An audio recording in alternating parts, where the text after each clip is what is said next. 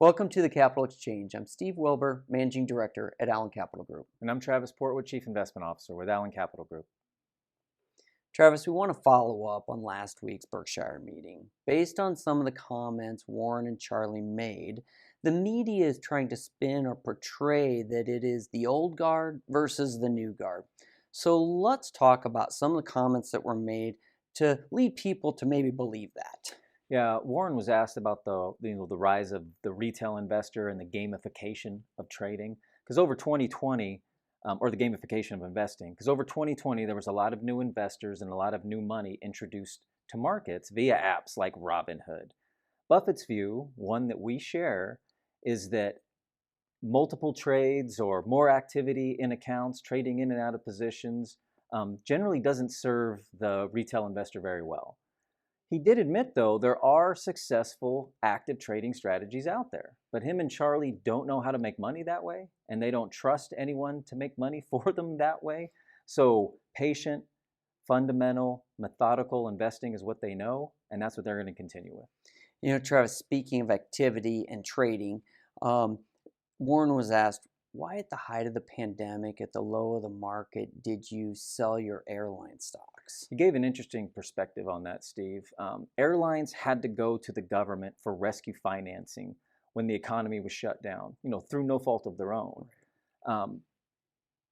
Imagine when they were going for that financing, if Berkshire was an 8, 9, 10% shareholder in airline stocks, the government most likely would have said, go to Berkshire to get the financing. And Warren wanted to avoid being the financer in that situation, because if you look forward on the airline industry, pre-pandemic, 60% of revenues for the airline industry was from business travel.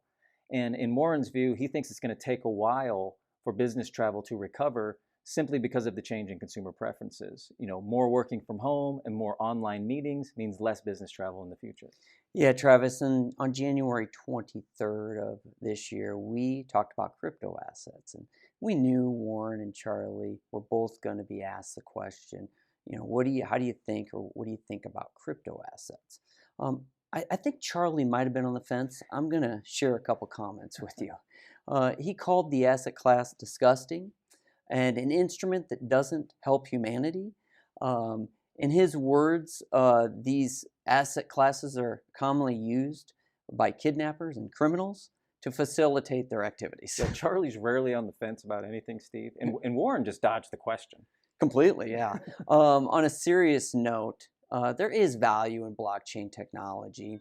We think that it'll continue to emerge. Most likely, most crypto assets won't exist in the future, won't survive.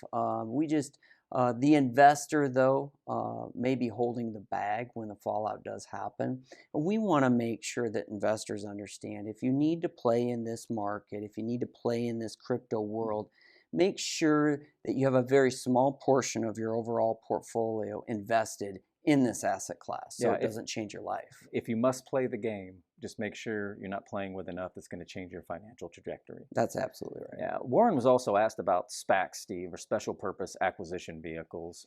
The frenzy lately that it's the frenzy lately that's been taking companies public versus the traditional IPO market.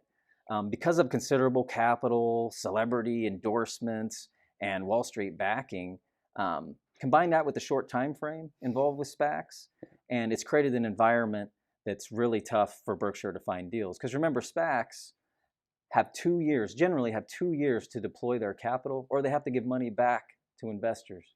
And Wall Street doesn't like giving money back to investors. No, and in fact, Warren made a comment during this part of the meeting where he said, if I had a gun held to my head and I absolutely had to buy something within a 2-year time frame, I'd do it, but it wouldn't be much of a company.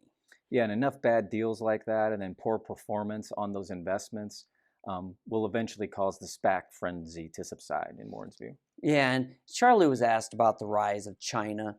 And given the most recent government action there with them and not allowing Jack Ma's Ant Group to IPO, and Jack is the founder of Alibaba, would this hurt Chinese companies and the Chinese industry?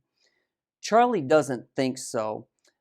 because he thinks China companies will continue to prosper. He believes that the communistic environment there has, they've added their own nuance to capitalism and making all of that work.